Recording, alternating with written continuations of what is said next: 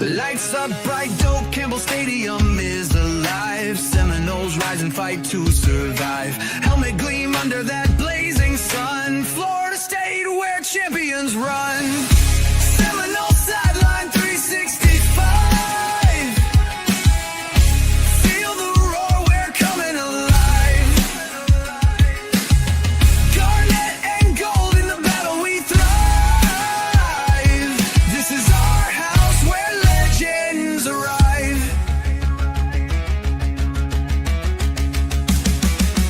Turf torn up under Seminole feet. The war chant pounds to the heart's own beat. Chop through the noise like a storm in the sky. 2025, we reach for the high. Seminole sideline 365.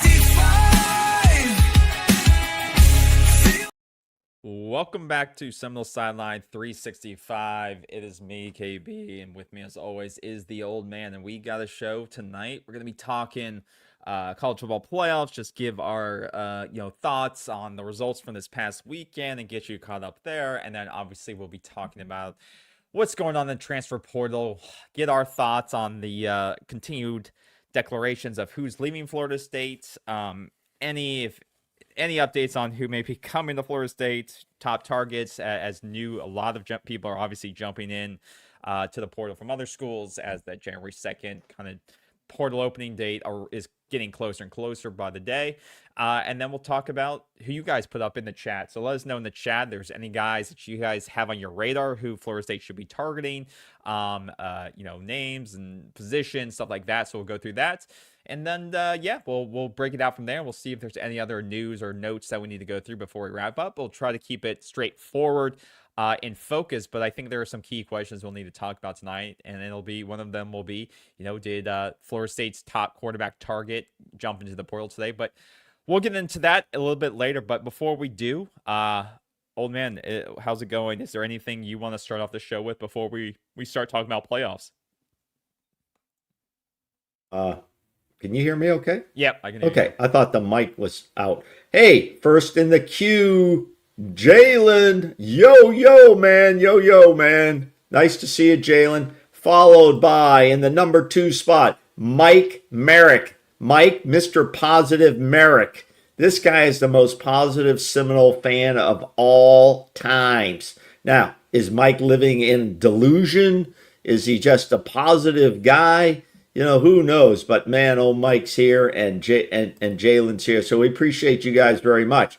What have I got so far? Did you guys see that West Coast, when the power went out? Have you ever driven in one of those driverless cars, KB? No, they're not here yet. They don't have any in your area? No. They have some down here in Tampa, in the Tampa area, which I'm going to try it out. That would be just kind of cool. But they had a power outage, and when the whole thing went down, did you see the video of the cars? I don't know what video you're talking about. There were like 5 of these Waymo. What do they call them? Waymo. Yeah, look, they're all in the intersection, and they shut down. They just totally shut down, I guess. And so that's going to be an interesting question. All the self-drivers are tripping right now. They don't know what the fuck to do. They're just stuck in the middle of the street. So, look at they just all out in San Francisco. The Waymos are crazy. Yeah. They are just like they're right. stopped. Yeah, that is great. Now, my question is, in the next staff meeting they have at Waymo, I bet that comes up, right? How can we circumvent power outages, right? You would have to utilize something like Starlink, but I am assuming they already. I mean, if it's a power outage, outage that affects would affect how the you Wi-Fi or whatever the how hell you connect to the servers and how they communicate. The vehicles connect with each other. So if we have any technical viewers and fans out there, tell us how they can circumvent this. And if you can tell us that, you're probably going to get a job at Waymo next week. Well, you know. no, the difference is Waymo shut down. Tesla's robot fleet didn't, and so I think that's because Oh, Tesla's run off of oh, the Starlink system, which is satellite oh, based, is that and it right? doesn't affect Uh, how their connections work. So, I hmm. mean, once again, it could be a win for Tesla to say, well, this is if you implement this in your Where community, it's not going to screw up everything. But, um, you know, where did you hear that? Did you see? it's in this post right here. The Oh, post. that okay, okay, that's cool. So That's it. That's very interesting. yeah. But Okay, I think, okay. yeah. So yeah, let's not dive deeper into that. That's a No, no, no, different no. But podcast and a different conversation. yeah, I think it was kind of funny. And the last thing I have before we get started here is I was watching one of the broadcasts, and we're going to talk about the playoffs and our feelings and get everybody else's feelings on this. Is when I was listening to one, I don't like the guy that much. Joe Testator, is it Joe Testator? He's one of the announcers. He was announcing the Miami Texas A&M game, Yeah. Yeah. and at one point he was just talking about a player, and it just I mean, I don't think it's a big deal. I'm not making it big, but I want you to know how casual it sounds these days. And basically, all he said was, yes, so and so. Let's say I don't know. Let's say it was a guy named Byron Barnes. It could be anybody. Yes, Byron Barnes. He signed. He signed for another year. When I heard those words, I said, "Boy, is college football really on the move here." Signed for another year. You haven't seen those posts for the last 2 No, weeks? no, I mean, but schools are announcing these things. no, I know. I'm just saying the impact of the announcers just casually, saying. So what I thought was this. It's like they're doing 1-year deals now. Why couldn't a school sign somebody for 3-year deal or They 2-year could, but where's the deal incentive for the kid? to get to the league, right? Isn't competition in Yeah. getting to the league But then if you're good Elijah enough? Moore and you get 50 yards or Landon Thomas and you get 50 yards in year 2 and you're locked in for 3 years, do you trust Mike Norvell to develop you? Why would you lock yourself into 3 years with one team? So when you could just do Depends on the money, I yearly. guess, and the incentives. I'm just throwing it out there. I thought when I heard that it's so casual now. We're just in this agency. I mean, this free agency from year to year. Well, You know, I hate when people say the game that I love. It's been changed. I hate when people say it's changing. No, it's been changed for years. People wake up. no, no, no. I Like, think I what, hate when people are saying that, guys. okay, It's been wait. going off since 2021. Wake don't- up. okay, NIL's what- been around. It's here. The game has changed. It's not going backwards. There's salary cap. I hate when they're like, Listen. oh, it's different now. Listen, It's been different. what I'm saying, and I think what Jalen is saying is it's changing in front of our eyes, meaning even the little comment that I heard kind of just reverberated for me because I've been around the game a lot longer than you or No, most but- of these but viewers. it's been like this for 5 no, years. 4 or no, 5 I years know, now. I know, but it's still evolving. The whole thing is still evolving, and it's so NFL like now. It's so NFL like now. And we'll be talking about, all these position changes, general managers, and all this other stuff. So that's all. That's all I'm trying to say. So, that's all I'm trying to say. It just hit me wrong, I guess, when he said it. It was just so casual, I don't. So, Yeah, I very don't understand Why interesting. it would hit you wrong? It's just that's it. It is what. Well, it is hit college me football different. now. It's Yeah. not wrong. It hit me different because I don't think I'd ever heard that by an announcer, a TV announcer, actually he signed on for another year. All right, and with that, obviously playoffs was this weekend. Some. Terrible matchups, I would say. The matchups. I don't outside think the they were all Alabama terrible. Game, Alabama-Oklahoma Okay. game, I thought was pretty good. Obviously, people were putting away Alabama in the first 2 quarters and said, "Oh, Oklahoma's going to blow them out," and then that didn't turn out to be true. So I thought that was a pretty good statement by them. Obviously, I think the first round games, there's going to be a lot of overreaction to them. I think the real games are going to start in the second round because those teams that got buys, those are going to be the real matchups. And I just see these as sort of just like regular season games. You move on to advance and move on to the next rounds. I don't think anyone's going to hang a banner that says I won a playoff game. But the teams that did win, good for them, and they advanced to the second round. But it gets, I think, substantially harder, obviously, as you proceed forward, and as it should be. Who was I most impressed with? I think the team I was most impressed with, probably, if I'm being honest with you, was probably Alabama or Miami. And I think that was based on, one, the matchup, and two, how they did it. For Miami, I think it was their defense. Texas A&M was a team that was coming in averaging like 34 points per game in SEC play. And to hold them at home to 3 points at Kyle Field, you got to give that team credit. As much as I hate to give Miami credit, held them to, 300-ish yards, 4.3 yards per game, but you kept them out of the end zone. They did a great job. And Texas A&M had stats, 21 first downs, 8 of 18 on third down, 326, like I said, but they kept them out of the end zone and held them to 3 points in modern college football at home. An SEC team, like I said, one of the top SEC teams at 3 points. I mean, that speaks to the defense that they built. That speaks to the improvement they've made year after year, because that defense for Miami was atrocious last year. And they stepped up. Ruben Bain Jr. and Mesidor. Mesidor. Those two guys play really well off of each other. I believe it's Mesidor. I really think he's probably in my opinion, the better. They kind of have like a Jared Verse. Jared Verse, not Braden Fisk, but the other guy that we had 2 years ago who was only good when he was on the field. But Mesidor, I believe, really allows Bain to go off, because Mesidor takes a lot of pressure and he creates a lot of pressure himself, Mesidor. And he had a breakout game. Bain obviously had 3 sacks in that game. But they've built a hell of a defensive line. And they got a good defensive coach too. Yeah, it's something that obviously, and they built a great offensive line too.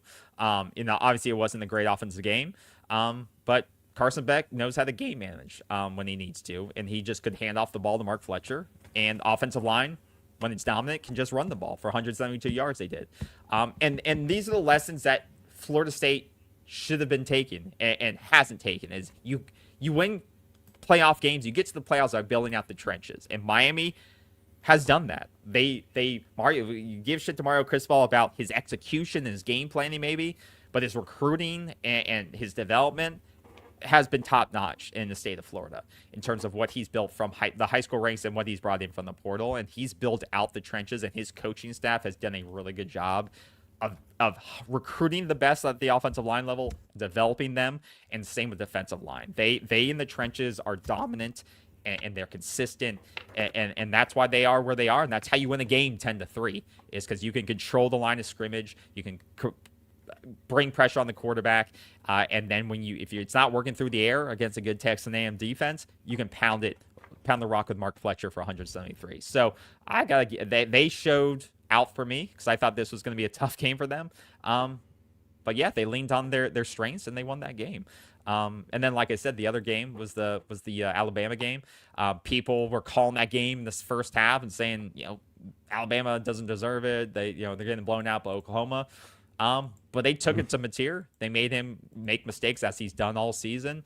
He's been banged up, obviously, but they turned that around. And I wouldn't say it's a statement win. Obviously, if you're in the playoffs, you got to win games. You're expected to win games. But yeah, they shut some people up who were dismissing them early in that game. And it'll be interesting to see what they do against Indiana, because I think, like I said, I think the second round is when the playoffs really begin.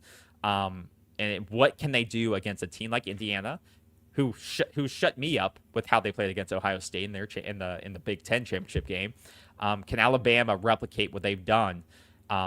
Because once again, people are still skeptical of Alabama because of the way they play against Florida State, and how they played against in the regular season. It's a 3-loss Alabama team, right? And how they played against Georgia. Can they knock off the number 1 team in the country? That will be the biggest game of the weekend for me.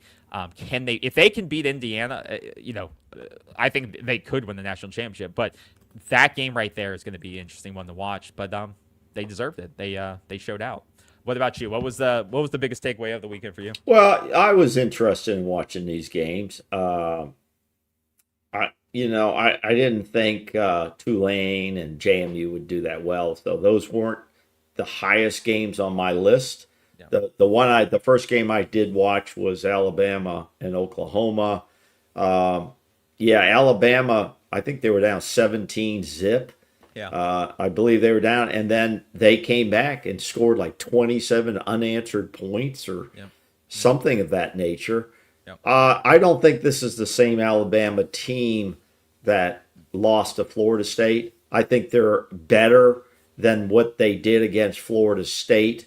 They did lose some games. They lost what to Georgia, and they beat Georgia, right? Didn't they? Yeah, They lost to Georgia and beat Georgia. So I mean, they've played tough competition, and let's not say Oklahoma playing Oklahoma is a walkover. I mean that wasn't a walkover. They'd much rather have played Tulane or JMU.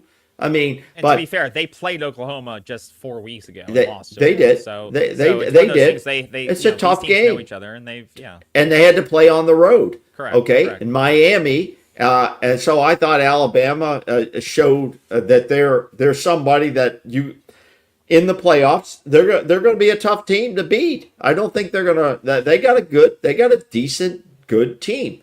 Yeah. Miami played on the road at Texas A&M. I'm not sure you have a much harder place than the stadium there, Texas A&M. Yeah. I mean, they have the 12th man, and it's for real, man. They take this stuff for real down there. And Miami went in there. Their offense sucked.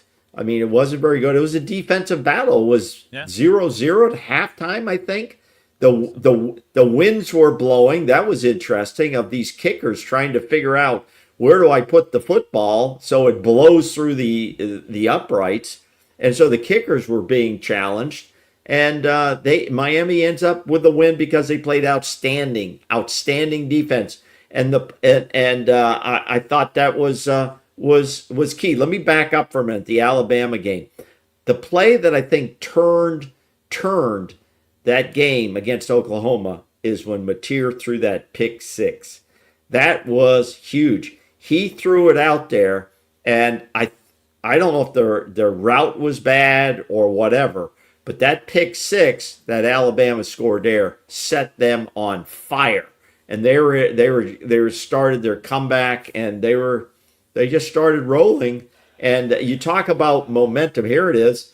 There's the pick right there. It was right to him, and that turned the game as far as I'm concerned. They dropped down the coverage, and he threw it right to him. Stares down, like he just stares us down the whole way. Yeah. And, And you text me, I think, I did. right before this game. You're like, "This is the type of quarterback we need at Florida State." Well, and then he. Okay. Yeah. Okay. He got him to the playoffs. I was like, "This is the type of quarterback we had at Florida State." No. He got him. He got him the playoffs. Now he had been under pressure for much of the game, so I think he was throwing to a spot, and the guy he expected to be there wasn't there. Yeah. Okay, that's the only explanation. He had a bizarre look on his face when the guy beat him into the end zone. Yeah. So I thought that Miami and Texas A&M game was an exciting game. I thought that was very exciting. It was right down to the final seconds, and that was a very good game. So those two games were the best games of the weekend. So 2 out of 4. Tulane got beat up, and JMU scored a lot of garbage points against a lot of secondary guys on Oregon. Our former Seminole for Oregon, what's his name? Malik Benson. Yeah, Benson. Benson had a touchdown, and apparently he's had a very good year there at Oregon. Like 700 yards and good for him. Touchdowns. He's good for him. He was being he has a decent quarterback to throw the ball, and he had some great routes, and they put him right into the offense. So he helped them a lot, and he's going to help them in the playoffs coming up. I mean, this is a kid, too. He could have had it. I mean, we saw a flash. He had some drop balls last year, but remember, he started at Alabama, right? And then came to Florida State, and then went to Oregon. So this guy had identified talent when he went to Alabama. I think he was recruited by Saban at the time, too. He's a speedster. He's a speedster, and he made a couple of plays, but where we had it with DJU, and he wasn't. But he's got an elite quarterback throwing to him, and He laid it right in there. I mean, that thing dropped in there. It's unbelievable. So you got elite quarterback play utilizing his speed, and he can get open. It's a deadly. Yeah, I think Malik Benson for them has been that deep threat, stretch the field, and then some slant routes coming across because his speed, the defensive backs, especially the JMU ones, could not keep up with him. So that's the difference in the talent, and that's no disrespect. I'm not here to disrespect Tulane or JMU. That's not what it's about. Now, that brings up the question, why was JMU and Tulane even in this mess? Why? Because they won their conferences. Now, that was the standard for this year. Next season, I understand some of that's going to change. Like Notre Dame, if they're in the top 12, they're in automatically. Yeah. So there's a lot of weird shit going on here. And one of the things that I heard an announcer say, or an analyst, I can't even remember who it was, said, well, if the G5 teams aren't in there, or if they're not found a way to include them, we could have an antitrust suit filed by the government or by one of the schools or something. But when you hear the word federal antitrust, that means that there's a monopoly going on and you're being left out. So I didn't get any more into that, but I found that kind of an interesting comment over the weekend. Yeah. That if that's the fear by the committee, that if we don't bring these smaller schools into this trough of money, maybe they'll find another way for them. But how do I say this without disrespect? They weren't up to the caliber because they're not in they're D1. I get that, but they are stepping stone lower D1. Even though they won out, they had great years. They won their conferences square and fair, and they got in by the rules. I get that. Now next year, my understanding is, like Duke, they would have gotten in because they won the championship, right? Why didn't they get in? Because they won the championship. I don't quite get that. But ACC's tiebreakers didn't help them this year and won't help them. No, but weren't they the champions of the ACC? So they should have gotten in, right? Well, but they weren't the highest ranking team. So. They weren't the highest ranking team. Yeah. Yeah. Out of the ACC. That's why Miami. Yeah. So it's screwy as hell, and obviously the fans and the sport wants the best teams. How we determine who those best teams are is another situation. But you have to also consider next year is also in flux of what the format's going to look like, because they've extended the deadline to negotiate what the next year's format looks like. They're going to expand. The college football playoff had a contract that expires with ESPN after this season. Mm-hmm. And so they have they've extended until January 23rd of 2026 to allow for the negotiations after the national championship game of what the new format's going to look like. And ACC, Big 12, they're in favor of a 5+11 model, 16 teams, 11 at-large spots, 5 highest-ranked conference champions. Big 10 SEC, they're pushing for a 16-team playoff with 4 automatic qualifiers each for both of their conferences. There's a lot up to play here. But with that major contract expiring with ESPN, and the new one under negotiation for like $7.8 billion until 2031, there's an urgency to finalize what that format looks like, because they want to get that deal done and they want to get it locked in with the network. Obviously wants to get that network deal locked in as soon as possible. But that format,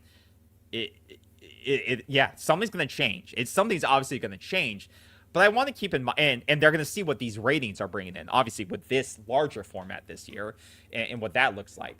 Well, anytime you have playoffs in TV, there's going to be interest if your matchups are good.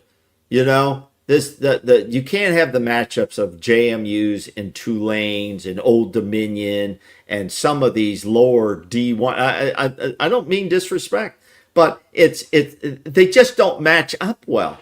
It's like a middleweight taking on a heavyweight. That's why they have weight categories in boxing and other sports. You've got to have the equal matchups. And that doesn't mean you can't have a Cinderella team, win now and then. We see that in the basketball, I think you're going to get what the Big Ten and SEC want, which is that 16-team model. Each of those power conferences get 4 automatic qualifiers. The ACC and Big 12 each get 2. Yeah. And then the top group of 6 champion earns 1.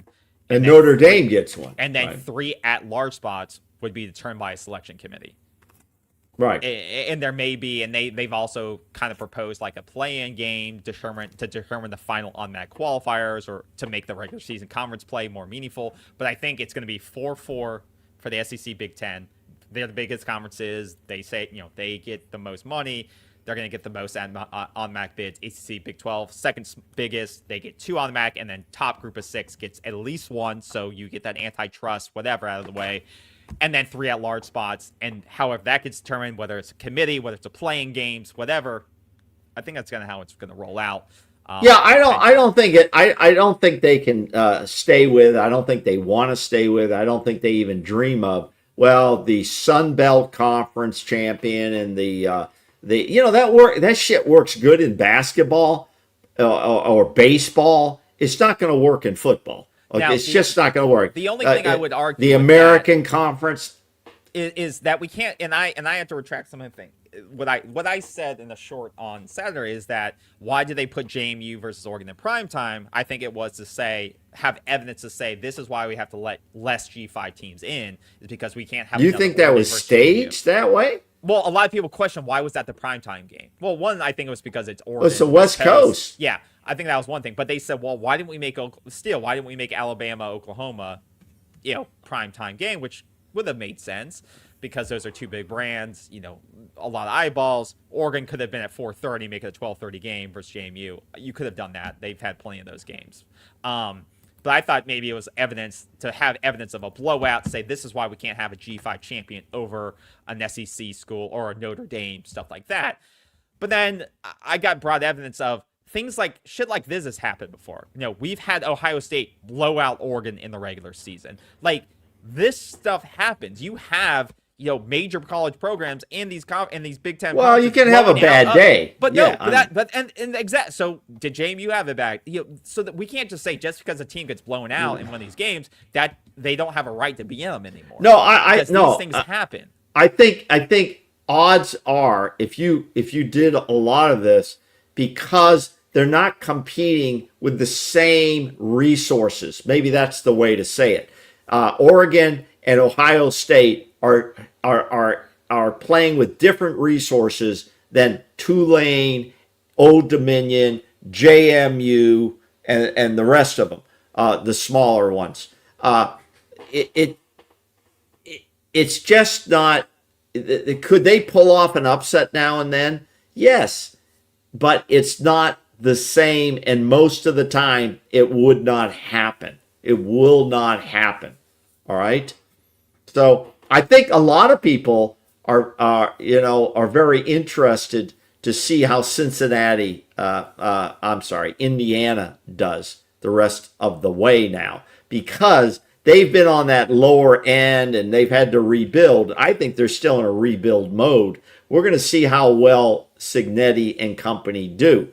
Yeah. But back to a comment that you talked about, and it's going to play into as we drift into the roster here, the Florida State roster, okay, which maybe is a good transition now. No, don't go into that yet. Okay, we won't go into that yet. But, okay, I'll hold my Signetti comment for that piece. Okay, so talking about roster composition, you said talent and roster composition. I thought it was interesting. Sam Kahn, broke down, I believe he's a writer for The Athletic. He broke down how these teams that made the playoff were compiled, transfer versus high school recruit. And we looked at a lot of damn work. Yeah, and it was AI. AI is pretty good. Interesting what he did here. So look at the playoff teams. Starts by recruits, starts by transfers. Georgia, 90% are by high school recruits. Ohio State, 72%. Oklahoma, 68%. So you can see almost half the playoff field of their starters, 50% of them are recruits, 50% of them are transfers, half of them. And this is what something I think Florida State fans have to understand is that you can't rely on the portal. And this is why Florida State is in terrible position right now. It's because we've had terrible classes, terrible evaluations, and terrible development of high school recruits. Georgia, I think, is an outlier in terms of starts by high school recruits. They've done a fantastic job of evaluation, but even if we were in this 50% range with Oregon or Texas A&M or Miami, if we were in this range right here, we still be in a good spot. We're nowhere close to that if we were to do the math, I would say. We're in the 10, 20%. Maybe we should do the math. Maybe we'll this coming week we'll run that and see. But starts and productions are two things too. You know, we may be starting a bunch of recruits, but they may not be producing anything either. Well, let me. You know, we're bringing in 32 high school recruits in the newest class. That you know, if we were to run that, which probably be easy to do by AI, maybe somebody wants to do it out there. I don't know. And if we said how many of those are the breakdown of 5-star, 4-star, and 3 stars, how many of those people are in those categories, and then compare that to a Georgia, I think you'd see a very interesting calculation as well. Because remember now, they're bringing in guys that are, I don't know how many 3 stars Georgia brings in. I believe they bring in at least 4 and 5-star guys. I believe. And then they do development. The stars mean one thing. Development means a hell of a lot of other things. So I think when Florida State, if you look at the majority of high school people we're bringing in, they're 3 stars. Now, I don't always put a lot of stock in these things, but there is a talent difference there sometimes. There's a talent difference there sometimes. We have 35% blue chip rate this year. That's what it is. A blue chip is 4 or 5 stars? 4 or 5. 4 or 5. Okay. I wonder what Georgia's was. I bet it was much higher. Georgia's was 67%. Okay. His last class. So I understand what you're saying. And 82% for last class. You know, let's look back prior to NIL. Everything was through the high school. I mean, Bobby Bowden got guys. Jimbo Fisher went and got guys. And most of them stuck through 4 years. Okay? Most, including guys who didn't play a lot because there was nowhere to go. You know, it was very hard to transfer. Now it's so easy to do it and it's so lucrative to try it that why not try it? And that's why we have 1-year free agency going on in college football, which is crazy. And whoever thought of a coach who has a chance to play in the playoffs would leave his team and go to another school? I mean, you couldn't have made that up. Nobody would have believed that a Lane Kiffin would pull an act like that. Yeah. And you know what? It would be fantastic to see Ole Miss win the whole damn thing. And he doesn't get a ring. Well, he's getting paid though, so that's an interesting thing. No, I'm just saying it's all about pay now for players and coaches. I mean, he's getting incentives for them winning though. He's getting payouts the more they win. He should not. He should not. He is. He should not. He resigned his position. Well, he as it says voluntarily. Here, he's still getting benefits. That's from bullshit. I don't know how. I don't know how that works. I don't know how a contract would be written that if you voluntarily resigned your position at the university and left, you would still get paid. Who the hell writes these contracts? Well, didn't his contract say if you earn a spot to the college football playoff while coaching there, you get probably. So would you not pay that out to him, or would you fight that in court? It depends what the contract says. So if your it's all about wording. It's all about legal wording. That's what it's about. That's what it said. If you earn a spot to the college football playoff, you earn X. Now, yes, if he leaves, that's probably contractually owed to him. Yes, but if they won the national championship, he's going to get paid. He's absolutely going to get paid. I don't know about that. If he's not on the team anymore and voluntarily left, I would fight that shit. Yeah, that'll be interesting. I think earning a spot definitely got paid. Yeah, I don't know if he should not be paid for playoff wins. You know what? You know what? It would be null and void. He should give that money back to Ole Miss. Put it in a scholarship fund. Put it in the academic fund. Put it somewhere. But I can't believe a man making this kind of money who walked away from his players and his team, and that will always be on him, would take that money. Give it to charity there at Ole Miss. Do something with it. It's only $250,000. You're making millions of dollars. It makes no sense for him. Yeah. He has to try to rehab his profile here. No. So just to confirm, I'm reading the article now. It's crazy. So he gets $150 for the Rebels participation in college football game. First round game, increases $250K for participation in the quarterfinal if he's not there, and then tops $1 million if they win the national championship. Listen, yes. Okay, wait a minute. I would fight that in court, but the wording of the contract they never assumed the guy would leave in the middle of a playoff run. Who the hell would think that? Who would think, well, if you leave the team prior to any of these, you get nothing? Not there. No one even thought that was possible. You bet your ass now, and all these other contracts coming up, that'll be in there. I would. LSU, I believe it says here, and that's a caveat with this, is that LSU, it's within his LSU contract that he'll receive payment equal to the amount he would have earned from Ole Miss. So Ole Miss isn't paying him. LSU's paying him based on the incentives that were in his old contract, if that makes sense. So he's getting the same incentives as if he was coaching Ole Miss, but it's baked into his new LSU contract. That's crazy. So Ole Miss isn't paying him. LSU's paying him on top of his new massive 7-year deal with them. So he's got a good agent. He's got a great agent in Jimmy Sexton that got that carry, and he's not even working. He's getting free money with not even working. Jimmy Sexton's the best, man. That guy, and I don't blame that guy. I'm not mad at Jimmy Sexton. I think Jimmy Sexton's doing what he's supposed to do. He's doing his job, and he's doing it very, very well. He essentially got paid to leave and not coach. That's great. Wow. That's great, isn't it? That's great. I think back to the roster composition, really just to close in on that, I think you got to hone in on this, and really we got to get back to these figures. But that's a painful road that you're suggesting. And maybe now because look at this. Around. Look at our roster from this past year. All the names in orange are transfers. All the names in orange from this past year. No, we are a transfer program right now. And a lot of these who are TR's next name, most of these are transfers that were starters, and these are just past transfers from the past season. But here's the problem. Here's what you're suggesting, though.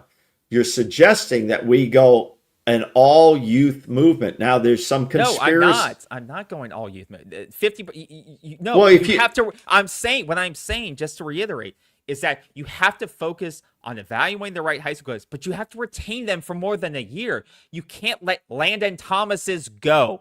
Let's get into that conversation. You can't, when you land the right talent, the close to 5 stars or some sites 5-star rated talent, and you saw flashes of that talent his freshman year, you can't then just give him 6 targets the next season and then him leave. You have to, when you get a kid that was flipped from Georgia, like Landon Thomas, who has a lot of upside, you can't just let him leave. You have to try to retain the top talent. Like the Sear twins. God forbid if those kids hit the portal. That's kids like that, you have to retain. Those are building blocks. That's why these teams win, is because they retain the young pieces. Like I've said in the past, it's easier to retain than replace. It's cheaper to retain than replace. And then you can just strategically fill pieces. That's what these teams do. They strategically fill pieces, not have to rebuild positional groups. It's not something Florida State has done well, because they just let guys go, and they let guys go because they evaluate them wrong. And it's been poor recruiting, poor evaluation. It's been terrible all around. But the gems that they have found, they have not retained well, and it's poor. What we've got to do, we've got to avoid now this situation that a lot of teams find themselves in, of becoming a stepping stone program. As you know, I've been very concerned about the abuse of our brand. And, everybody, well, Florida State's still a well-known national brand and everybody wants Florida State. Well, if you submerge into the swamp too deeply, and I don't mean the gators, but if you wallow around in the mud too damn long, it's hard to get washed clean again. Because you can only get beat up so much, then people start to see your brand isn't as good. TV viewership is the brand, basically. But, it's difficult. I don't want to see us become a stepping stone program where we bring in some good high school players, we develop them like the Desir twins, and then the Desir twins look around and say, this place is really unstable as shit. Okay, now we had great years. We can go on the market and get out of here. And that's a stepping stone program. It can also happen to coaches that way, assistant coaches. If we become that, then you got a real problem. You got a real problem. And I think that could happen. Things happen. You're a championship dynasty team over the 80s, and all of a sudden it's all gone. And so we can't just sit back on our laurels. We have to make a decision, as you're suggesting. How are we going to build the program? And perhaps that's where, as we're talking about roster and program now, is a general manager who has some more authorization. I was exploring that and reading about what does a general manager do at the NFL or pro level. They have a hell of a lot of power. They have more power than the head coach does. Now, they want to work with and have a good relationship with the head coach on what his needs are. But the general manager and his scouting and evaluation team actually goes out and finds the players.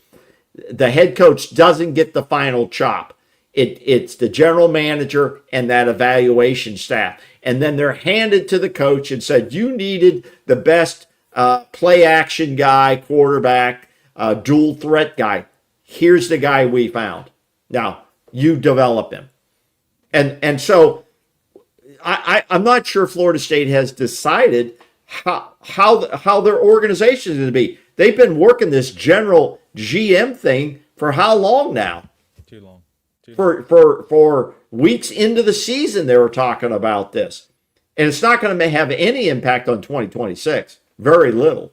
Yeah. And what I'm reading and hearing is, no, Mike Norvell's still going to be running the show. Well, what GM would want to come in and take on that shit? Because the GM is going to be held accountable by the fans. And that's us. We're the fans. We represent the fans. Okay? And the GM's going to get tagged for that. The GM at the pro level gets tagged for it. If they're having a shitty season, the players aren't playing, and he went out and got them, he's held accountable for that. So when we're talking about roster, one of the significant missing pieces, let's talk about first, I'd like to, can we get into that now, the roster? Yeah. We're into it. Okay. First of all, some significant missing pieces right now are the following. And then we'll talk some names of who's coming, who's going. The first is the general manager. I'm not sure he's that significant. He or she is significant right now. Don't bring one in till you define the responsibilities and accountabilities for that person. The number one needs for this program for development is, what is the strategy moving forward? How will we build the program moving forward? Are we going to build it through, as you said, high school recruiting and development? Or are we going to continue to do most of it through the portal every year? I don't know. That has to be a decision that's made. The number one need right now is the quarterback position, as far as I'm concerned. Well to go back and then, and let me just finish. And then the trenches, both sides, which leads me to the statement I was going to say. I saw a really good interview with Cignati from Indiana. This guy is all freaking business. He's 61 years old. He's waited for his opportunities. He's worked for his opportunities. He is not screwing around. Win or lose. He said, you must build your football teams through the offensive line and the defensive line. If you fail in those areas, you're going to have inconsistent performance. Inconsistent. So he said, that's what I had to do when I got here, and I will continue to do that. And believe it or not, there's an announcer for Indiana. He's been announcing games for the last 50 plus years. He said, we could not recruit linemen to this university. And they're in the Midwest there, where some of the best linemen come out of. And he said, we just couldn't do it. But now Cignetti is able and is doing it. So that's a starting point for Florida State. But you got to sit down and have a plan. Right now, we're just rolling the dice, and whatever comes up, we're playing with that. So, yeah, I agree. But I'm not saying we have to go full youthman. I'm just saying why we're so behind is that we have not had a balanced approach to developing this team, and it's because of the deficiencies in evaluation, recruiting, and development. And so we're forced to go heavy transfer portal, and we have not retained the right players when we have found diamonds in the rough, or we have evaluated the right way. And you're seeing that play out as it with the portal right now, and you're seeing guys like that could have upside, potentially Elijah Moore. You're seeing Landon Thomas's. You're seeing guys that probably should be retained or try to be retained, leave out the front door, because you're not performing well, you're not developing well, and guys are now leaving, and so you're having to be forced to use the portal, or you're having to sign massive high school classes because you can't afford to go out and sign 31 transfers because it doesn't work, and you can't afford it either. So you have an imbalanced approach to building a roster, and it's just it's not sustainable. It's not sustainable, and it will lead to Mike Norvell's eventual. They have put themselves in the bear trap, and the bear trap is, okay, you signed 32 high schoolers, maybe five make some kind of a contribution in 2026, right? Or maybe five, right? I mean, this year of the high school recruits who signed are the true freshmen. I would say one. Yeah, one. 1, 2, 3, 4 made an impact. 4 or 5 made an impact this year. Okay, 4 or 5. And so you are now forced, because your roster of eligibility has dropped off, you have to go out and replace a lot of players, and including what I'm going to go to real quick now, the outgoing players that are, quote, expected, as we hear from all the services and everybody. Expected doesn't mean shit, okay? Expected means they're projected. That could be their agent trying to leverage the university they're at, right? Yeah. It could mean a lot of things. And you're going to bring up in a minute, we're going to talk about the quarterback position. And you've got some significant information, I think, there to bring up, some stuff to talk about. But listen, these are the notable losses that have to be replaced in some form or fashion. Notable. Some of the losses, guys expected to go into portal, and I don't even remember their names because they weren't playing. So no, wait, I'm telling you the guys that we need that are supposed to leave. Jalen Lucas, okay. Whether you like him or you don't, he had some production here at Florida State, so he's not a significant loss in my mind. Edwin Joseph on defense, Jabril Rawls on defense. They have to be replaced with veterans. You're not going to replace those with high school. Okay, but you're not. This goes into the retention. Okay. Jabril Rawls is a guy you should have kept. That's a guy you should have kept. Well, they high school can't. Guy you developed and should have kept. But listen, the players have a choice in whether they want to stay or not. Maybe Jabril Rawls, he had 58 tackles this past season, 1 interception, and 3 PBUs, pass block. Now, Pass breakups. Maybe he doesn't want to stay. And more importantly, he says, shit, I had a damn good year. I had an all-pro year. I'm going to go and leverage the market because you know what? Why wouldn't I do that? Because if I don't get what I want out there, I'll just come back. What are they going to say? No? Hell no. He's got them right by the you know what. He's got them. And so that's where we are in college football. Okay, that's where we are in college football right now. Yeah. And the same thing with Edward Joseph. He's going to go out and test the market. I don't blame him. I'm not mad at people for doing this. It's all about business. Cam Davis, I don't see him as a significant loss to the running back room, but he's going out. Omar Graham Jr., who's currently listed as the number one linebacker in the portal. No, he's not. I thought I read that. I looked at it twice. You need to put your glasses back on. Well, maybe it was just some article the guy was writing or whatever. He's listed as 116. Okay. I see him as an average college linebacker, but he's gone out. He has to be replaced. Randy Pittman and Landon Thomas. That strips away a couple of veteran guys, more so Pittman. But Pittman, I think, could come back. If he doesn't get what he wants on the outside, he'll come back. And he knows that. He knows that. And then today, I just read before we came on the air, a young promising receiver from Maryland, Elijah Moore. We thought this guy had great upside. Mike Norvell. This guy has great. Everybody Mike Norvell has on his team has great upside. He sees flashes. I love when Mike Norvell says flashes. You know what flashes means? Nothing. That's what it means. That's what it means. So these are the guys right now, and there's many more guys. I didn't count them all up that are leaving. Guys that are on the scout team. All those guys got to be replaced. Backups who didn't play, they're all going out the door. So on the outgoing side, what thoughts do you have? I mean, I think Landon Thomas is probably one that really does hurt you. He didn't get a lot. I thought you told me you didn't like him that much, or you didn't think his potential. I didn't say I didn't like his potential. I thought, at times when he was on the field today, he looked a little out of shape, but I think that's just also his size. I don't think he's going to be a huge, big athletic guy, but he had 6 targets and 2 touchdowns, I think, this year. It was just insane to me how little they had him involved this year when he had, for a true freshman year, he was involved. He had 200 yards or something like that, and he showed flashes then.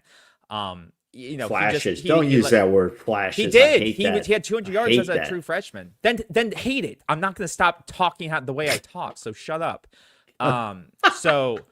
But it was just incredible to me that they didn't get him involved more. But this goes into some of the stupid decision making that the staff does. You like this guy, you bring this guy in. He's one of the top tight end recruits. True freshman year, you have other tight ends his freshman year, but you still get him involved.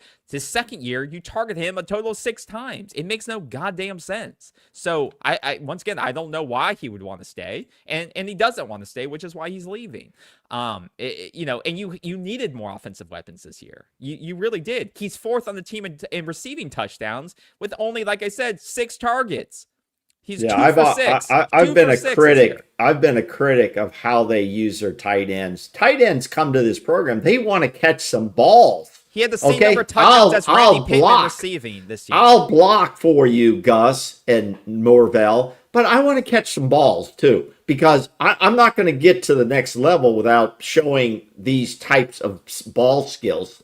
It's, and most other games, you watch other games, they use their tight ends. It's a dump down too to these guys. They block, they chip off, they go 10 yards, the guy's wide open. It's an easy throw. We don't do that for some reason. I don't get it. Yeah, I don't get it either. So I agree with you on that one. Yeah. So I think this is a loss. I think this is someone that they could have invested more time in, more evaluation in. He's been in the program 2 years? 2 years, 3 years. Yeah, he was going to go into year 3. A red shirt. No, I don't blame the guy for leaving because they burned him by playing him but not using him. So they wasted a year of his eligibility by not utilizing him. Okay. So once again, the staff shows they don't know what the hell they're doing. Let's be fair now in terms of when people leave. We're not saying they told him to leave. That Norvell and Gus said, hey, you're not working into our plans. We don't want you. We don't know that. They might have said, we want you to stay. And he said, I don't see my future here, and my parents or my agent, I want to go test the market, and I'm going to test the market, and if it's not, then I'll call you guys back up and see if you have a place for me or not. But a lot of times, I think it's the player who's making those decisions. But in this case, for Landon Thomas, the lack of use, I can see why he would want to go elsewhere. Yeah. So, yeah, I think that's a loss, obviously. And we've talked about Jabril and his loss. And like I said, these high school guys that you worked hard to get and land and flip from key opponents on the trail like Georgia, it hurts when you lose them because I think they could turn out to be players. But now you have to go out and replace them. Because now you're going to have to go rely on another freshman to get his production, or you have to go and win back Randy Pittman, or you have to go pay another guy from the portal. Or do you go and flip Amari back to tight end? No, so please don't do that. But this is the bullshit game you have to play because you can't retain anybody that you signed from high school that had upside. If Amari Williams needs to set his own mind with his own family, with his agent or whatever, and say, I want to play defensive end. I want to play defensive end for the next 2 years, 3 years, how many years I can get out of this stuff. I'm not flipping back and forth. That is killing him. I don't think he will. I don't think he will. And if they told him we're going to do both, he should leave the team and go elsewhere. Not going to. I don't think he is. It's I was just ridiculous. hypothetically saying this is the conundrum you're in because you can't retain your most talented prospects. And this is what hurts them. So yeah, and I expect more to happen. But yeah, so now you're gonna have to find another, playmaker there, obviously, and the same thing receiver. Elijah Morris. We don't know. It's a coulda, woulda, shoulda. You needed receiving talent last year. It's he was one of your top receiving prospects. It didn't turn out. You don't know. He could become the next, Malik Benson. Or he could just become the next Hakeem Williams. You don't know. We don't know. We don't know. You never really saw what he could be, but he'll have 3 more years probably to show what he has. Well, he may want to go back. Yeah, he may want to go back closer to home. He's from Maryland. He may want to play at Maryland. He may want to. That's in the the Big Ten. He may want to play at Penn State, which is a total mess, and they've lost a lot of people. But once again, it's a guy that got 76 snaps in 2 years, so he really didn't get. A ton of 48 snaps passing wise too. 48 snaps in 2 years to show what he had. So, but here's what people argue back on that, KB. Here's what people argue back. What? Well, if he was any good, he'd be on the field and he'd get more snaps. We're not just going to rotate 100 guys out there to get snaps. Well, my argument would be against that would be this coaching staff can't evaluate talent, so I don't know if they can evaluate who should be on the field or not. They rotated 7 running backs last year. Do you think that was a great use of personnel? No, I don't. So that would be my argument to people that say that. Do they know who's the right people to put on the field? Yeah, I don't know. Because they're playing 7 running backs. I don't think that's the right way to use personnel. So I don't know if they know who the right running back or receivers are on the field. Let's make sure also on the outgoing list is people who lost their eligibility. Your quarterback lost eligibility. Your 5 offensive linemen lost eligibility, including the backup, Rizzi. I think there were 5 offensive linemen. I'm not going to try to list. The top offensive linemen are gone. So those are losses after replaced. It's going to be a massive overhaul. Yeah. Through the portal for this team to do it, unless they decide we're going to go all youth. And we'll take our licks as they come, which would mean a lot of losses. They're going to have to spend some money, and they're going to have to bring in a massive group of portal people and take chances on the ones they're bringing in. Yeah, you're going to have to say Lucas Simmons, Andre, Chaz, Sandman, Jonathan. They're not ready to start. Well, we don't know that. We don't know that. So I'm not going to say they're not ready to start. We'll see. You're 3 We'll see how many offensive linemen they bring in. Let's see. But, that would be, once again, if you haven't developed a player in 2 or 3 years, that's a poor reflection on Mike Norvell and the staff and what they've been able to do. Because, if a guy can't cut in 2 or 3 years as an offensive lineman, then, you can't develop a kid. The bottom line is the program, in my opinion, is still very unstable. It's in an upheaval, And we're running out of time. The clock's running out of time. Now, on the incoming side, besides 32 high schoolers, and the portal opens on 2 January, the first several days of the portal should be very interesting. And there's going to be a lot of news. So buckle up. 2 through 16 January, there's one portal cycle, except for the guys in the playoffs. Now, we have a new defensive back coach who's joined the roster, and this is official, not expected, official, okay? Because I'm only going to go out what I see from the official Seminoles site on players and coaches. Coach Blue Adams from Michigan State is going to take over the defensive backs quickly. I'm not going to list his resume. It's extensive. He's been around a lot of programs. He played in the NFL. He's done some coaching in the NFL. He appears to fit the position.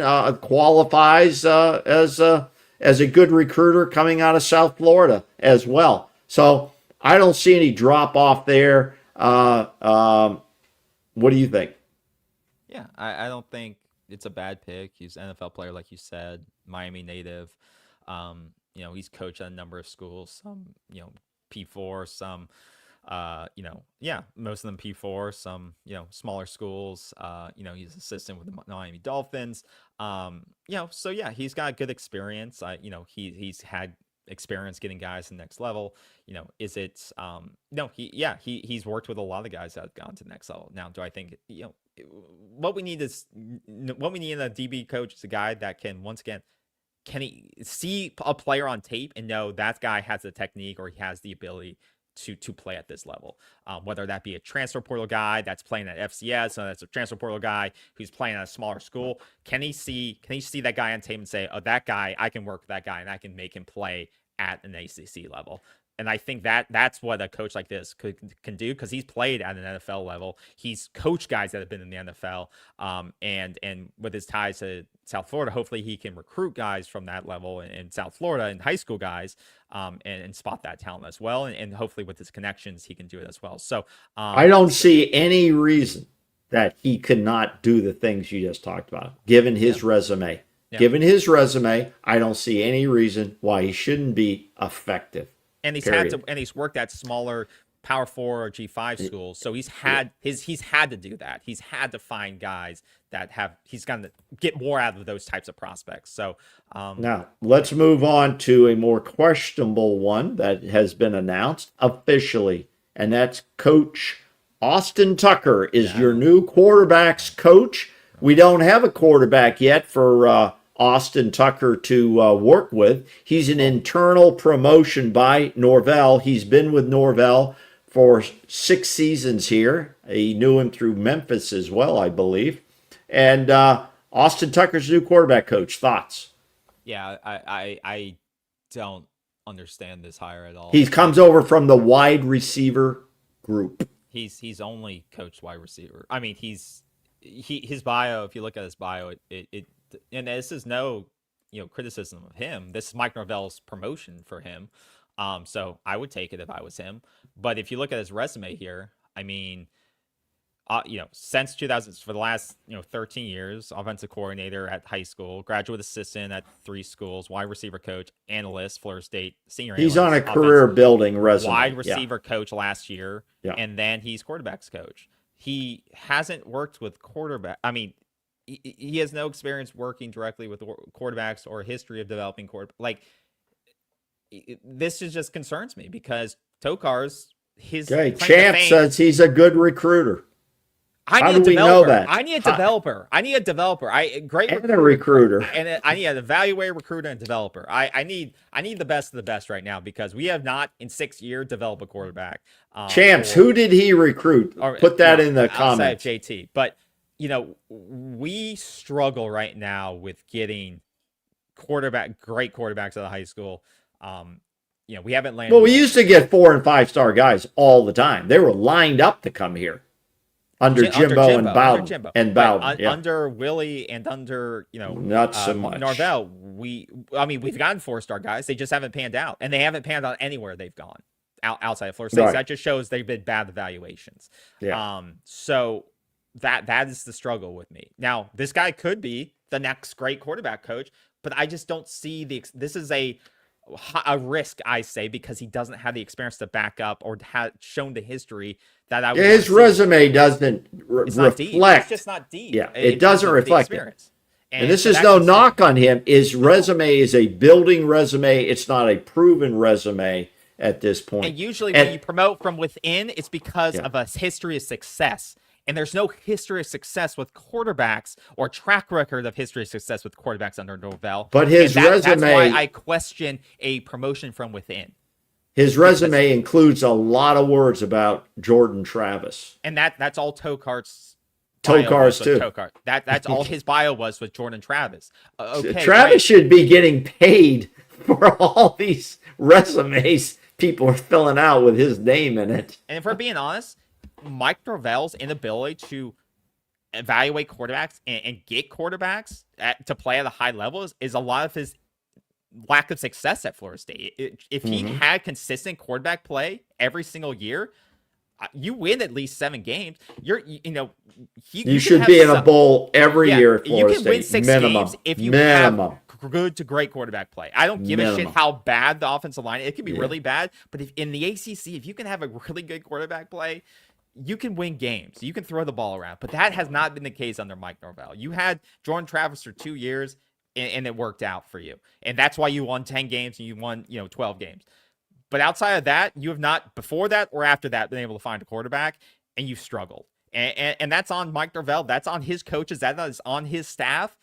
And you wonder why you struggle and why you're in the shithole you're in. And that's also with other position groups, too. So that's why I question this pick.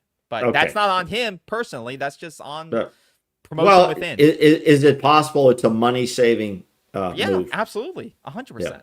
It's a money-saving move for a year that Mike Norvell may not make through in 2026. Yeah. And he's saying, okay, I'm going to take a risk on this guy. I like what I see, and I save some money. Yeah.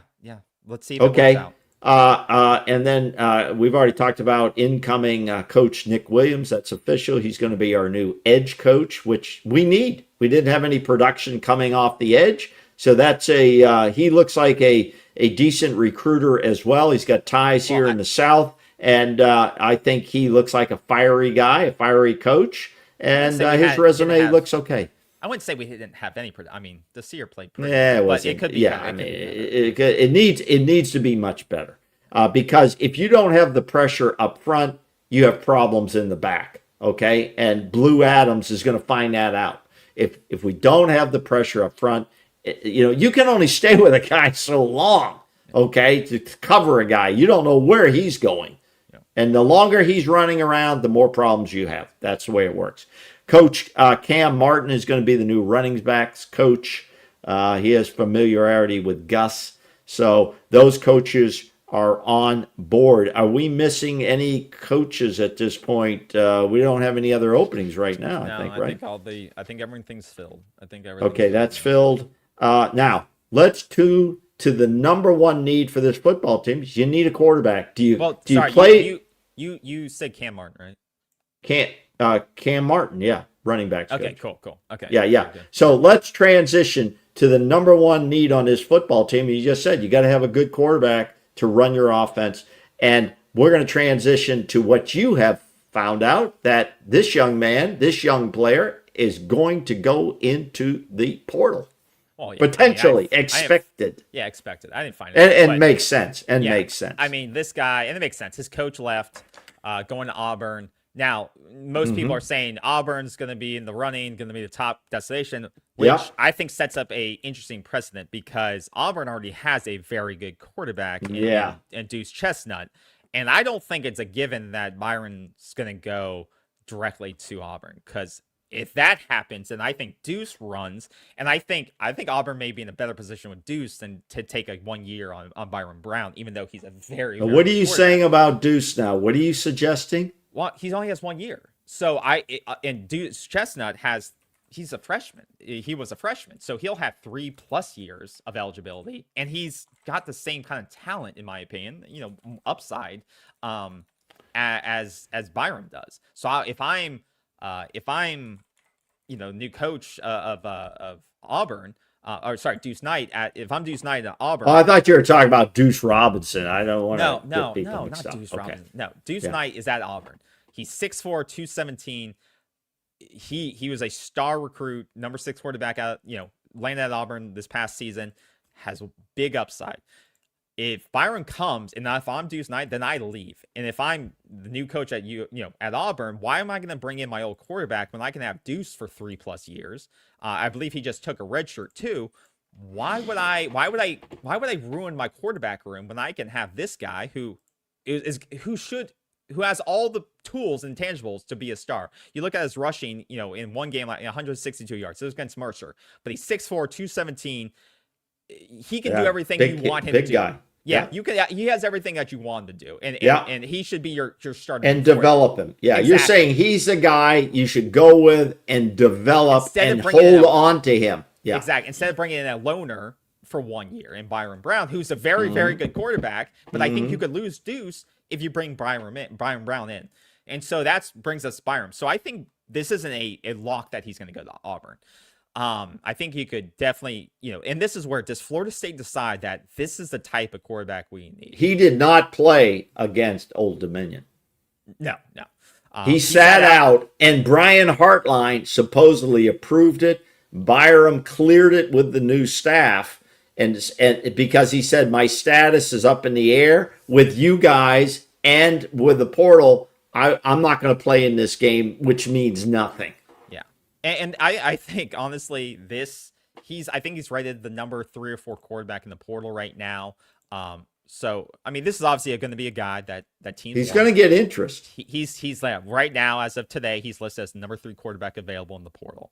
How does he fit Florida State? How does he fit with Florida State? He's perfect. He is the perfect quarterback to run the Gus Malzahn offense, in my opinion. Okay, he did not have a great junior year because he was hurt halfway through. He didn't have a great junior year, but he did make it up this past year. I mean, was it his sophomore, junior year? He was injured, but he did have big numbers and was the touchdown leader in CFB this year. And ran for 1,000 yards and 14 touchdowns. And he's got a pretty good arm. 3,100 yards and 28 touchdowns. While Florida State has to have him on the board. They have to have him on the board. He beat Miami. He beat Florida. He's dual threat. He's dual threat. Sorry, he lost to Miami. Sorry. He beat Florida, beat Boise State. I mean, he played against decent teams, not the best standard. Right. No, he's seen action. Right. But he's seen action against quality competition. He has legs. He's not afraid to use. He's a big guy. He's a strong guy. He's 6'3". He's not, he's not like Tommy. He's not built, he's not 230. Little. He's got decent accuracy. He's not, and I wouldn't say he's the next future NFL All-Star, but he has all the tools. He's definitely an upgrade over Tommy. And if you have the weapons around him, I think you could be super dangerous in the ACC. I mean, this, I think, could elevate your offense to another level that you didn't see last year. You could definitely spread the field. And I think it unlocks another level of the Gus Malzahn offense because you can, that 4th and 1, that 3rd and 2, you have that now because he's 6'3", 220. 230. Last year, that was such a struggle for us. And once again, it was like, oh, well, why didn't we lose Jalen King for that, who's now leaving us? You could have used him last year when he was 6'3", 6'4", 6'5". Why didn't we ever put that kid in? If he was just going to leave us this year, we should have put that quarterback in and just let him truck it instead of using Tommy or the tight end. But that solves that issue too. So I the more I think about this, the more I don't know if Florida State's going to be able to win a bidding war for this. But if they're serious about, if Mike Norvell gives a speech about, we got a strategy that we're going to turn this around. I'm serious about this. I don't believe anything Mike Norvell says. He says the same stuff over and over again, and he just deflects on questions. So what he says means nothing. Well, if he is serious, and that's no disrespect to Mike Norvell, but his words are empty right now to the fan base. But if he is serious, this would be a serious move. And that's what I'm talking about. When the portal opens, we'll know if Mike Norvell's serious or not. This would be a serious move. If they get this guy to come to campus and take a visit, that shows me that they're serious. A commitment is the most serious indication for me that they are trying to rebuild this the right way quickly.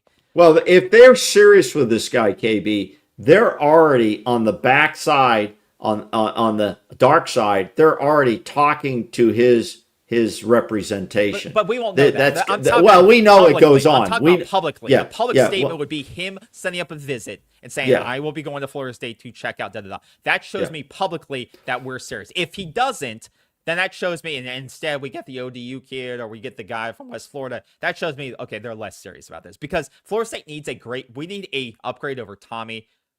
We obviously need an upgrade over Tommy to be competitive in the ACC.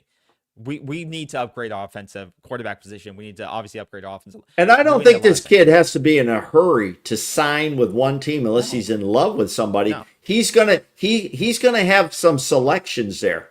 He's gonna have some people that are interested, and he's gonna be able to take a little bit of time. So I don't think he needs to rush into anything. And there's a lot of quarterbacks available right now. There's a good amount of quarterbacks right now. But they all don't fit the Florida State Gus Malzahn offense, and there's no reason to believe Gus Malzahn is not coming back. No. He is coming back. And there's been no announcement about that.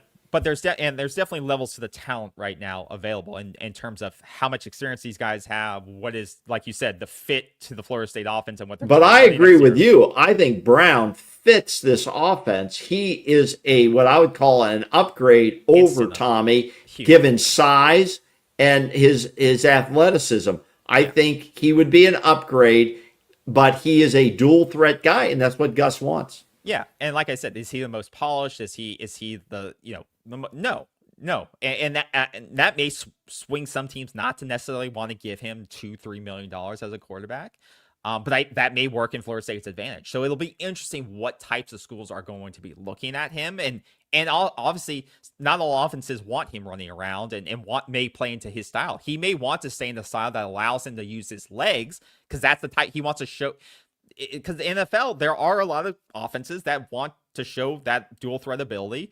And it'll be interesting if that plays into Florida State's favor. Now, he may not want to play in the sort of gimmicky style of Gus Malzahn's offense. So he may not. Yeah, it'll be interesting to see if his ability to showcase his athletic ability does play into Florida State's favor, or if it's just too much that he doesn't want to risk it. Okay, let me ask you this: you're in the Florida State war room, okay, coming up for the portal. Which of those quarterbacks you had up there? Throw that graphic up one more time if you still have it. Yeah. Which of those quarterbacks, 3 quarterbacks, are on that war board?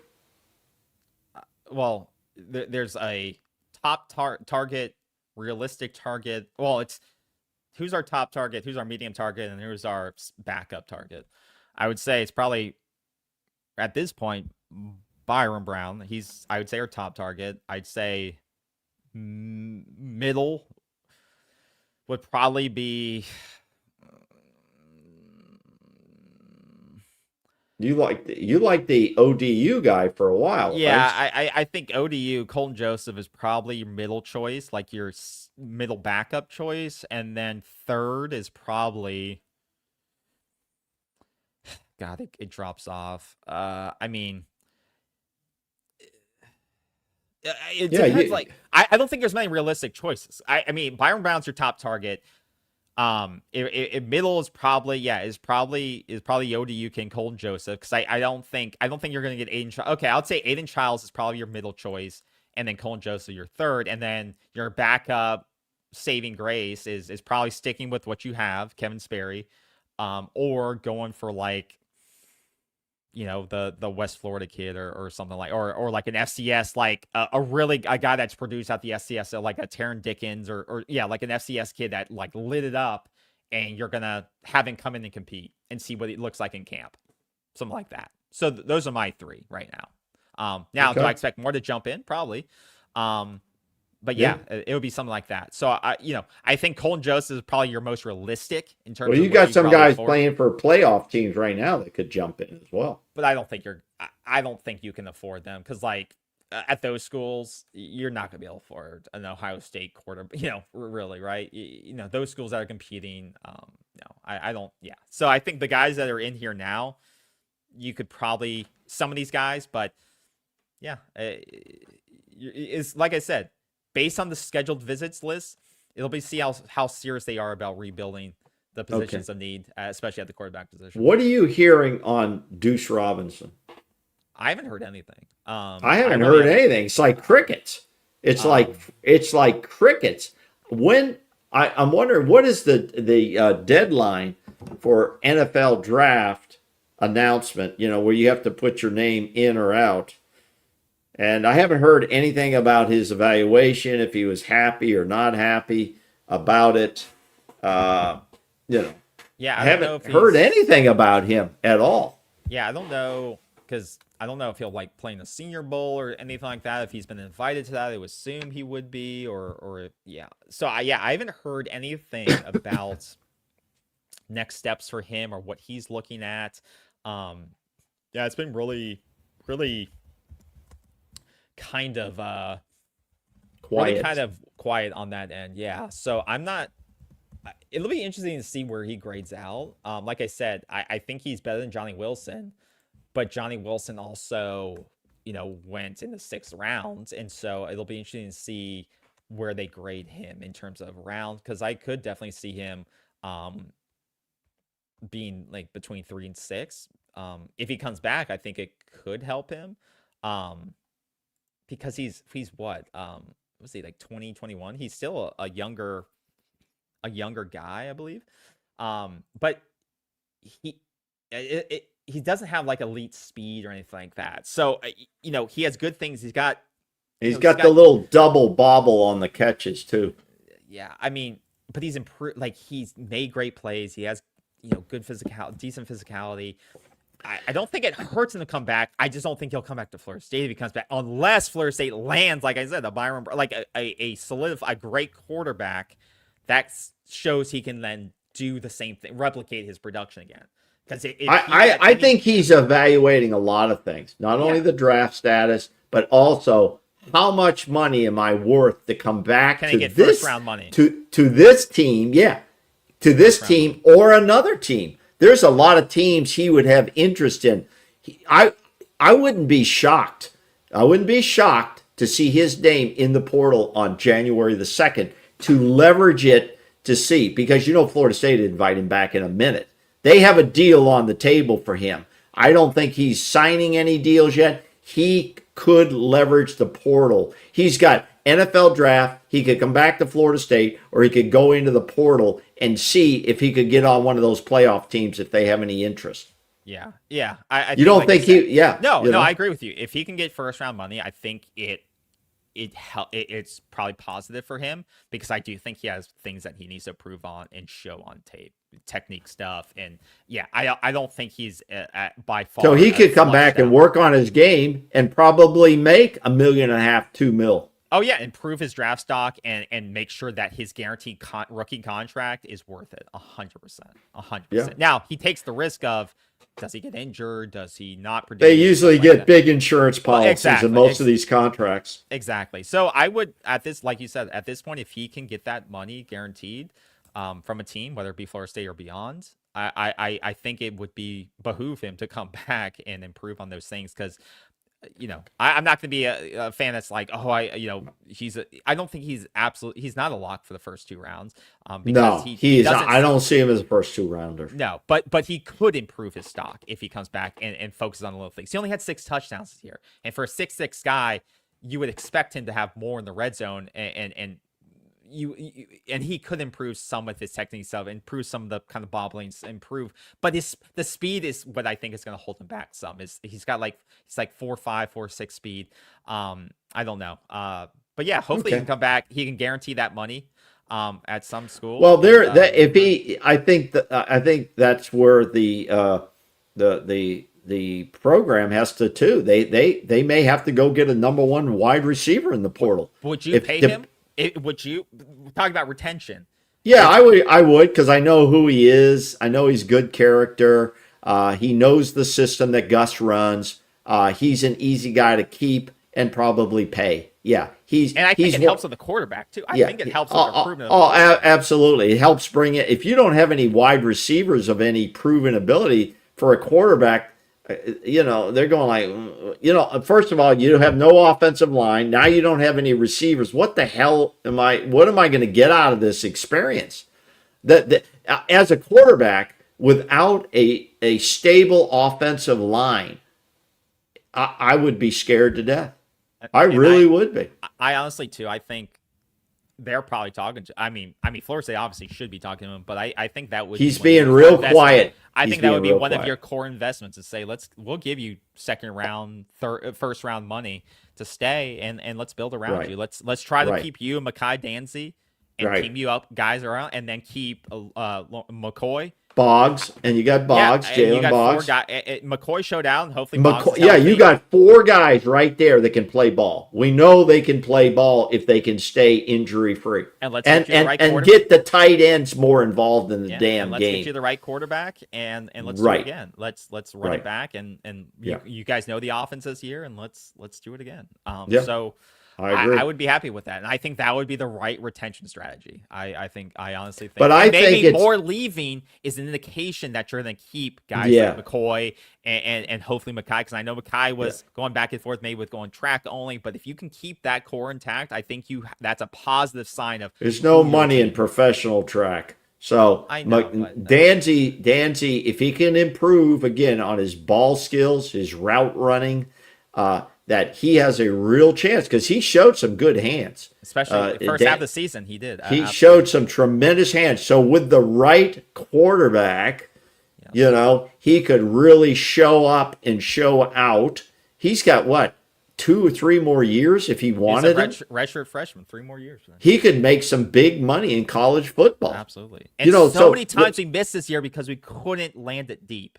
The deep ball was open so many times because Tommy didn't have a deep ball. That run set up so many of those deep balls, and we had a lot of speed on this team. And Tommy didn't have a deep ball. We need a quarterback who can throw the deep ball and accuracy, and then the core receivers you just named, I think would win a lot of football games. I really do. Yeah. So I think Deuce Robinson is being very quiet. I think that's smart business. He's a good character guy. He's in a business decision now. His representatives are playing this perfectly. They probably have a deal they can fall back to at Florida State. There's no doubt they want him to stay. They're evaluating the NFL situation, and they're going to, if necessary, they're going to hit the portal and see what happens. It is about money, and it's not about being disloyal to Florida State. But again, they say it's really about the coaches that these guys want to play for, and it's not so much facilities. It's got great facilities. So it comes down to coaching, and it comes down to compensation. Yeah. So we'll see. It'll be interesting to see the developments on him. But we just mentioned 3 guys that you need to retain if you can. Deuce, Mekhi. Oh, yeah, they have to. Deuce, Mekhi, McCoy are 3 guys you absolutely have to retain on the offensive side. I mean, have to. Because really, as I said, this is not a lot of downside for a player to test the portal and just see what if you and I were playing, we'd be going, God, shouldn't we just try and see what the offers could be? If you're on a good team, there is, because they know they can be replaced quickly with another player of a good team. Right. So if you're on Ohio State and you're like, oh, I'm going to go test the water, okay, I can go replace you with anybody in the country if I'm Ohio State, it's like I'm the top business firm in the world. I'm going to go pluck talent from any other firm in the world. But if you're in Florida State's position where we've been shit for years, we can't go pick anybody we want because we don't have that leverage right now. We don't have the money right now. So we don't have the leverage to do that. So players can kind of out leverage us at this point. But other program, if you're a top program, no, players can't do that as much because they can go grab somebody else of likewise talent and do the same thing too. They can replace you. Well, I was going to say as a wide receiver, I think as a wide receiver, you're always evaluating too, how much does this offense I'm going to fit into throw the ball? Yeah. Now, with Gus Malzahn, he likes to get 150 to 200 yards rushing. What is I'm wondering, what was our average pass attempts? Probably under 20, unless we were trailing, then that goes up, obviously. But some of these guys, versus a Texas Tech who's throwing the ball around the damn field. And Oregon's a little bit more balanced, but I think they throw the ball more than we do. If we ranked out of the top 25, I'm wondering how last year, how many times we threw the ball versus other attempts by the top 25. For a wide receiver, they want to know, am I going to see the ball? You've got 3 or 4 receivers. How many touches am I possibly going to get to show up and show out? I think that's an important dynamic in all this, right? Deuce Robinson doesn't want to come back and not be targeted a lot. Your first 2 top receivers want their targets. Yeah. That's how the NFL has problems and arguments with receivers, I'm not getting targeted enough. And if you're not getting targeted, you get angry about it because that's what you're there for. No, you're right. And that's a good point. I mean, Deuce Robinson definitely benefited from Tommy locking on him a lot of the season. Of course. Tommy wasn't good at scanning the field, and he looked at Deuce Robinson for when he was in trouble. And it worked out in his favor a lot of the time. And to your point, Florida State's pass percentage was 42% of the time, and that's not very high. That obviously they want to run the ball, and they want to run it often. So from a receiver standpoint, that factors in. Yeah, it absolutely will factor in, and I think, yeah. And now, will that change if you have a quarterback who's more competent at scanning the field and throwing it? Maybe. I think with the Gus Malzahn offense, it only changes if you're behind.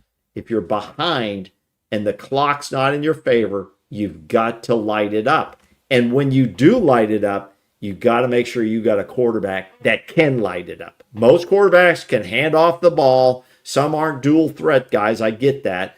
But you got to have that guy that can come from behind. Yeah. That can take you down the field quickly as well. But to your point, Oregon's pass play percentage is only 44%. Texas Tech, in retrospect, is their pass play percentage is 48%. So, I mean, we're 3 or 4 percentage points off. Not too far off. It's not crazy. Well, that's an argument to have at hand when a guy asks you about it, Yeah. So, yeah.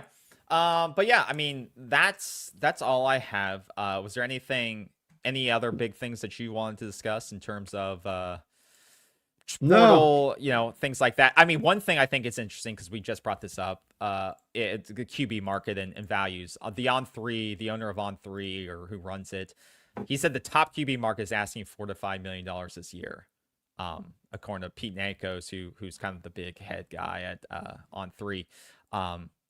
He says this group is not worthy of a jump from 2 to 3 million from last year, but apparently there's a market. So he's saying that this group that we were just talking about is 4 to 5 million this year, even though it may not be as talented as it was this year. And now that may be,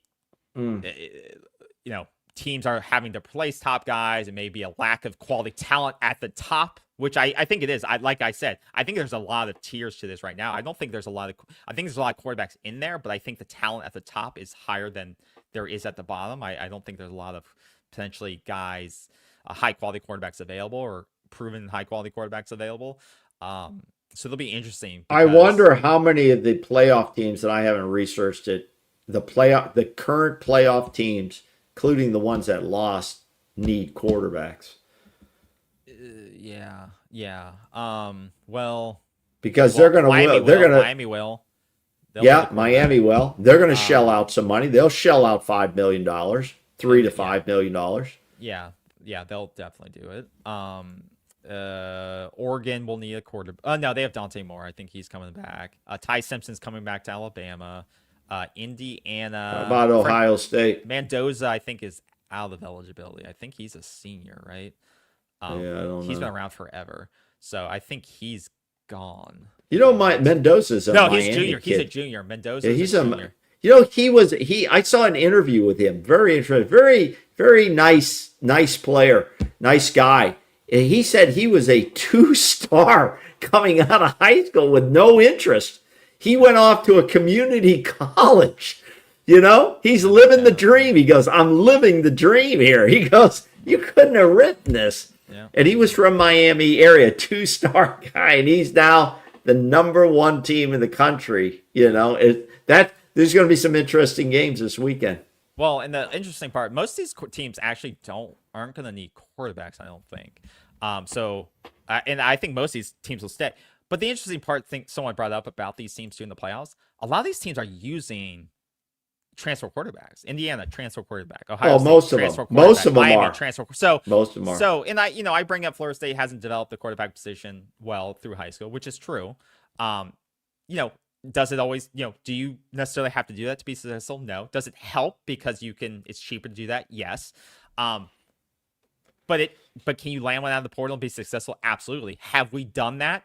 Well, no, we haven't done that well either. Outside of Jordan Travis, who was a transfer, we have not been able to find transfer quarterbacks efficiently either. DJ was a failure. Tommy, I wouldn't say was a success. It got us. Well, it's tough. I think for a quarterback coming in, he comes in for 1 year, if that. He has a short time to really get into the offense, to know the offense, to group with his offensive line, to group with his wide receivers. More importantly, the wide receivers. It's hard. But it's possible. It's not good for a program. It's not good for a program. But all these teams show it's possible, and it's the majority. Oh, no, it is. But not, you got to have all the other pieces too. That's you what I gotta, say. You, Most you of the gotta have other starters pieces. should be high school guys. You should have a good mix of high school guys because it keeps the culture it continues the culture throughout. So you're not infusing 85% of your starting roster being transfers every year. You want a 50%, 60% of your starters to be high school guys because you get that continuation of the culture you've built year after year, keeping it the same way, and then you're just infusing strategic transfers into that, and it doesn't change it overnight. So I think that's something to consider, but obviously Florida State's not in that position right now. But yeah, we'll see what happens. We talked about a lot of different things tonight. Obviously, we'll keep track of how much does Florida State decide to spend on a quarterback? Who do they get on campus? I like Byron Brown, but we'll see what they're willing to spend. How much of the budget can they afford to put? I don't think they can spend $5 million, honestly, on the quarterback. They got too many holes to fill. But hopefully the design of their offense, receivers able to retain. I think we do have receiving weapons. If we can retain them, that could be attractive to a guy like Brown who's looking to elevate himself. Remember, he's got 1 year left to show what he's got to the NFL. And he's going to want to have pieces around him.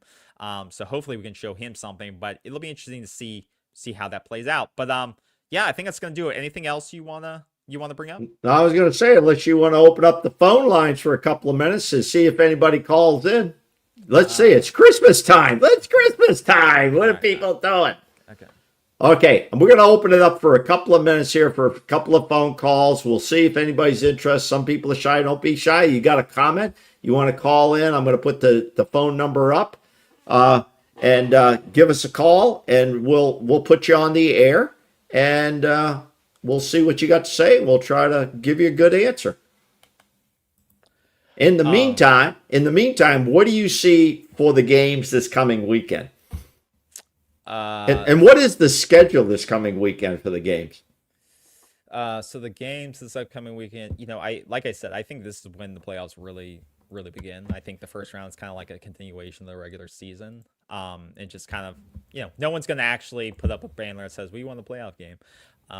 But for this weekend, I think this is really going to show kind of who deserved to be there and what they're doing. Ohio State, Miami, I think is going to be. It's going to prove, did Miami deserve to be in, they didn't win the ACC. They struggled, they lost 2 really bad games during the course of the regular season, which, and then they beat Texas A&M, which was a great win for them defensively. It'll show, can they compete with Ohio State, who's one of the most talented teams in the country? Obviously, Ohio State got beaten the brakes off by Indiana, which I didn't expect. So I think this is a very interesting matchup. Ohio State's greatly favored by almost 10 points at home. Wow. To Miami. So no one's respecting Miami in that matchup. So we'll see how that turns out. Miami can. Well, the weather could be a factor too. It could be, but Miami has a chance to shove a lot of people, including myself, in that game. So that'll be a great one. I think Georgia's going to blow out Ole Miss. So I'm not even going to spend a lot of time on that one. But Indiana, Alabama, that one. I think that one, if Indiana wins that one, that could have ramifications beyond just the game. I think that Kalen DeBoer, I don't know what's going on with Michigan in that position, if they filled that head coaching position yet. No, they have not filled it. But I think if he loses that game... They could be waiting on him. I think if he loses that game, I think he may move on. I think he may be kind of tired of the fan base and everything around Alabama always questioning him. And and him not doing good enough and stuff like that, and living in the shadow. It's always hard. They always say it's always hard to be hired right after a legendary coach, right? And take, because you're always compared to that coach right afterwards. You always need kind of like a middle in between coach between, like Bowden to Fisher. You're always compared to the coach right before. And it worked out. I mean, it worked out for Fisher. He was able to continue on and win a national title. But you gotta get unfair expectations, and so I think for DeBoer, it's been unfair to him so far, and so I think he's kind of getting tired of that and being questioned. And obviously, the Florida State loss didn't help him, but he turned it around. I think if they lose that game, which I think there's a good chance they could lose that game, he may go to Michigan. Now, if he wins that game, I think obviously this could hurt Cignetti and what he's built, and I don't know if it hurts Cignetti. I think that he's accomplished so much this year. I think the narrative will turn on him, and they'll say he wasn't good enough to beat the SEC. The SEC. But that's going to be the narrative. He's the number one team in the country, number one seed. Right. He couldn't beat the 9th rated, 3 loss. And he's got the Heisman quarterback. It's going to be a narrative that turns on Indiana, and he's going to have to. He's always at Indiana going to have to prove himself. That it doesn't. Indiana's not a football brand. It's not a football. It won't be. It's a basketball school. Or always was the best. Until he wins a national championship at Indiana, it will not be a football brand. Even then, it won't be a football brand. Honestly, I'm just being honest with you. But if he loses that game to Alabama, that narrative from ESPN and all across the country is going to be they didn't. He couldn't be an SEC team in the playoffs. Number 9 SEC. He couldn't beat Bama. If he beats Alabama, and we know ESPN announcers love Alabama. They'll go crazy. They'll go crazy. And even if it's close and they didn't beat them by 3, they'll say, "Oh, and Alabama almost had them." So it's a lose-lose for Indiana. But if they move on, good for them. And we'll see what they do. And then Oregon, Texas Tech. Once again, and also this will be a game to Texas Tech to prove it that they are who they think they are and who they say they are. Because once again, Texas Tech invested millions and millions and millions into NIL. A lot. And look where they are. And they got to the playoffs. So they got there. They got their ROI. Well, they got there. They must have made good evaluations, too, and retention. Yeah. And that's what they're paying for. You've got to pay. Cignetti even said this in the interview. He goes, it's not about potential for me. It's about productivity. Okay? Yeah. It's about production, and it's not about high ceiling and potential. I want production. Yeah. He said that. Yeah. And so this is their chance to start getting that ROI, because in the playoffs is with those incentives and with the media money, this is where you start getting that money back. So they got there, and now they got to start winning. Because you get bounced in first round, it could look a little, but they're building, and kudos to them. They built it. 63% of their starts are by transfers. But it's working. And now they have a chance to prove it against Dan Lanning and Oregon, and I think that'll be a hell of a matchup in Lubbock. So I think once again, I think this is it's going to be interesting. There are going to be some good games. Yeah. Now let me ask you this: is for people who don't have like YouTube TV, can you get it on Sling? Do they have a playoff package ticket? Since all these are ESPN, you should be able to do like the 1-day pass on Sling and watch them. Last week, because it was like TNT and HBO Max, I don't think it worked that way, but all these are ESPN, so I think you should be able just to, these are on different days, but you could probably buy a day pass for, you should probably be able to buy a day pass. That's a good deal. I think that, and you tried it, right? Yeah, a couple weekends. That's a good deal. I think it's a great deal. $5 if you don't have ESPN. I hope that's the future of picking games and paying. Even if you paid $10 for the day, or $15 for the day, or $20. Now I know you watched some MMAs or UCF and probably paid $50, $75 for a match, right? Yeah, in the past. Yeah, I mean, so it's nothing to pay that kind of money to watch a playoff game. Yeah, it's crazy. It's that low, Yeah. It's great. Okay, I've got one last thing. Okay, I'm going to shut down the call line. Everybody's being shy today, but here's hang on a second.